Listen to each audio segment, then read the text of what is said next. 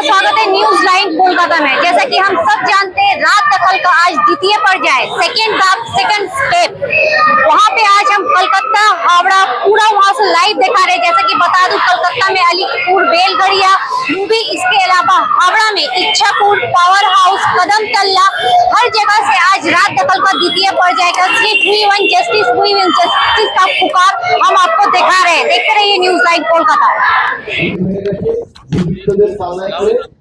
দুর্বৃত্তরা তার জীবনটা শেষ করে দিয়েছে। আজকে তার এত দিনের স্বপ্ন এবং আমি যে ৬২ বছর ধরে যে স্বপ্ন কিন করে গড়ে তুলেছিলাম, একটা রাতের মধ্যে আমাদের জীবনটা পুরো উলটপালট করে দিয়েছে। আমার মনে কতগুলো প্রশ্ন এসছে, আমি শুধু মিডিয়ার কাছে সেই প্রশ্নগুলোই রাখি। প্রশ্ন এক, পুলিশ আমরা এখন জানতে পারছি আরজিকর যে আউটপোস্ট আছে, তারা 10 মিনিটে আমার মেয়ের এইরকম পরিণতি খবর পায়।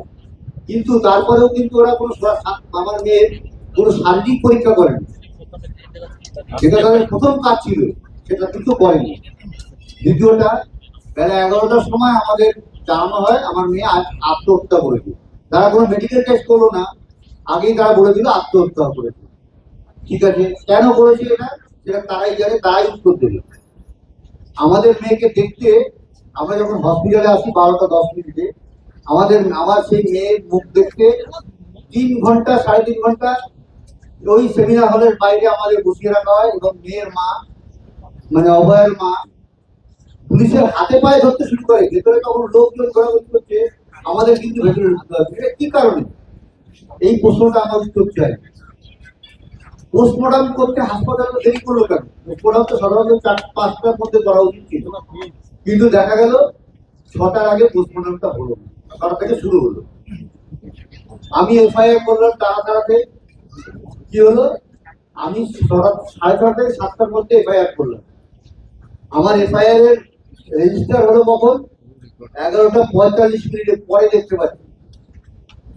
ডাক্তার, এখানে এত ডাক্তার থাকা সত্ত্বেও, এত কিছু জানার পরেও পুলিশ একটা আনন্যাচারাল ডেথ কেস করলো, ডায়েরি করলো। কি কারণে?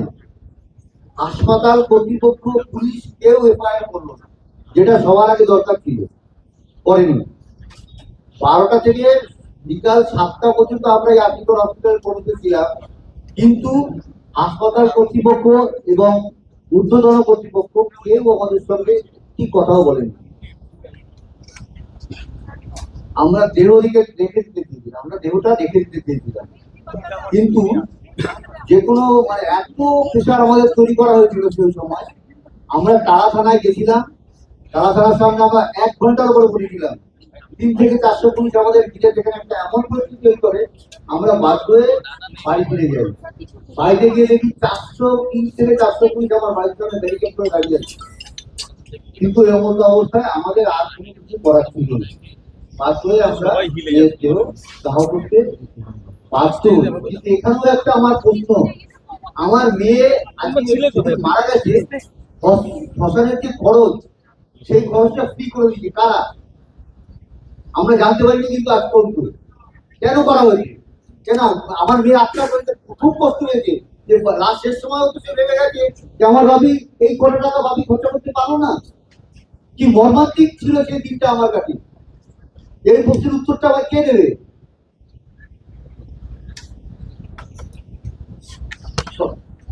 যখন আমার মেয়ের দেহ আমার ঘরে সাহিত্য ছিল, তখন ডিসি নর্থ আমাদের ঘরের একটা গলিতে ঢুকে ঘরের ভেতরে তিনি আমাকে টাকা দেওয়ার চেষ্টা করেন এবং তার জবাব দেওয়ার আমরা সঙ্গে সঙ্গে সেই জবাবটা দিই।